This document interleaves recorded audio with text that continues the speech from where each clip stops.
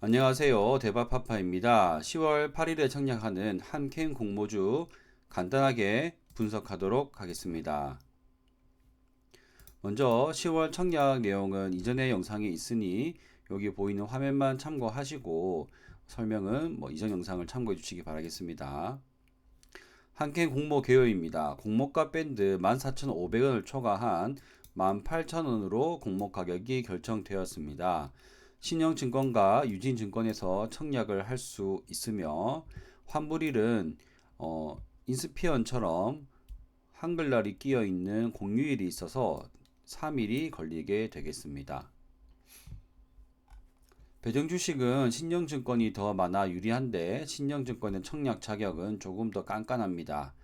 9월 27일까지 그 날짜가 벌써 지나 버렸습니다. 4영업일 전이기 때문에 공휴일이 많았던 현재 9월 27일까지 이미 계좌 개설을 했었어야 청약이 가능하고요. 유진투자증권은 청약일까지 계좌를 만드시면 청약이 가능합니다. 신영증권은 항상 이렇게 조금 깐깐하니까 미리미리 만들어 놓으시는 것이 좋습니다. 최소 청약 수량은 50주로 45만원이 필요합니다. 상장일은 10월 22일 단독 상장이 예정되어 있습니다. 한캠 사업의 내용입니다. 1999년부터 설립된 한캠은요, CDMO 그리고 CRO라고 하는 의료 부분에 최적화된 소재를 고객사의 요구에 맞춰서 생산, 제공하는 그런 업체라고 보실 수 있습니다. 그 중에서 매출액이 OLED 소재가 가장 많은 비중을 차지하고 있고요. 현재는 이 OLED 소재에 집중되어 있지만 매출이 집중되어 있지만 적용 분야는 여러 가지 분야로 많이 나와 있고 이렇게 촉매, 전자에너지, 헬스케어까지 확장을 하고 있으며 한캠에서도 이제 기업의 매출처 다양화를 위해서 다른 분야의 확장에 노력하고 있는 것으로 보입니다. 한캠의 사업적 강점은 데이터베이스입니다. 그동안 여러 가지 소재들을 만들기 위해서 다양한 합성을 해봤을 텐데요. 그 데이터베이스들이 벌써 반응 DB가 6천여 건이 넘는다고 합니다. 이런 다양한 데이터베이스가 있으면 고객사가 원하는 대로 소재를 반응시켜서 납품할 수 있기 때문에 목적에 따라 다양한 활용이 가능할 것이라고 생각이 됩니다.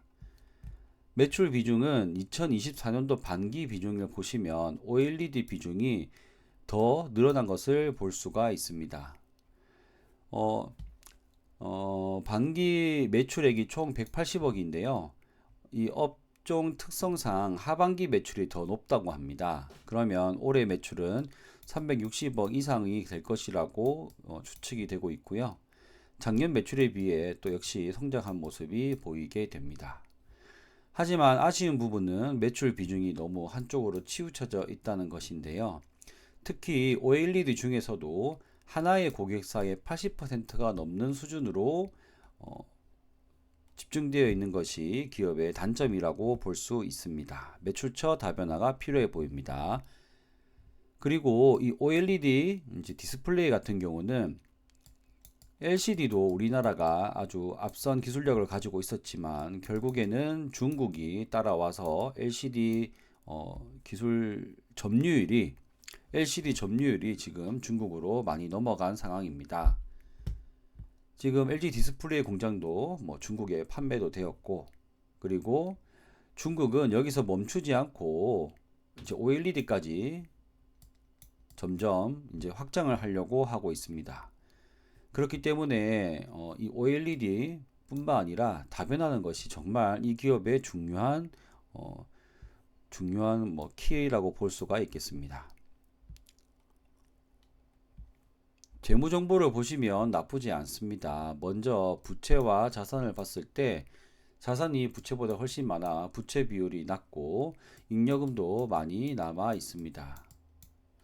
그리고 손익계산서를 보시면 매출이 점점 상승하고 있고 올해 360억 이상을 찍게 된다면 지난년보다 훨씬 더 성장하는 모습을 기대할 수가 있습니다.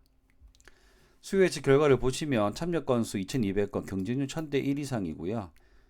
공모가 18,000원 이상 제시율이 90%가 됩니다. 좀 아쉬운 부분입니다.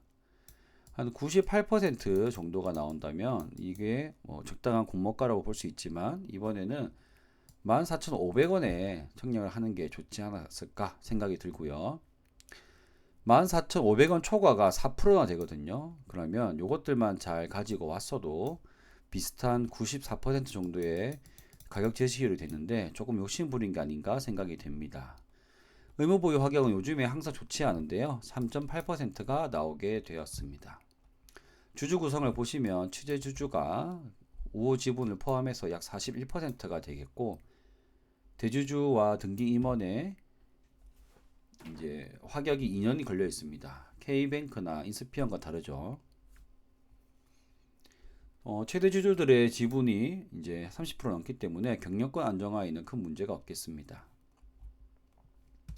주주 구성을 보시면 특히 이 부분에서 조금 특이했는데요. 먼저 기존 주주 물량이 많아서 이렇게 많은 주주들이 다 팔 줄 알았어요. 하지만 여기 보시면 없죠. 이쪽 칸이 유통 물량인데요. 사는캐피탈, SBI 인베스트먼트, 그리고 여기 기타 주주, 요 세 곳에서만 유통 물량이 나오고요. 이만큼은 전부 다 유통 물량이 안 나옵니다. 가지고 있는 물량 100%를 확약을 걸었다. 이게 괜찮은 신호라고 보여집니다. 특히 이 부분은 좀 신기했는데, 김땡땡님 개인 주주이신데 47만 주 가지고 계시는데, 야, 한 주도 안 팔고 6개월 더 가지고 가십니다. 자, 그래서 이 모습을 보고 좀 대단하다고 생각이 들었습니다. 자, 어쨌든 종합하자면 기존 주주 중에 산은과 SBI 기타 주주 31인만 매도를 하고, 그리고 아주 많은 투자자들이 확약을 전량 걸었다. 이게 중요합니다. 대부분 50%는 걸고 50%는 매도하는데, 이번에는 100% 확약을 건 주주들이 많았다라는 것입니다. 유상증자 내역을 보시면은 18,000원 대비해서 한 7,838원, 여기 신형입니다. 이렇게 유상증자를 했고 참고만 해주시길 바라겠습니다. 유통 물량은 517억이 되겠고요. 시가총액 1,444억, 기존 주주 물량이 많이 확약에 걸렸음에도 불구하고 241억입니다. 그래서 유통 물량이 많기 때문에 하루 이상 가져가는 것은 굉장히 큰 위험 요소가 있다고 생각을 하고 있습니다.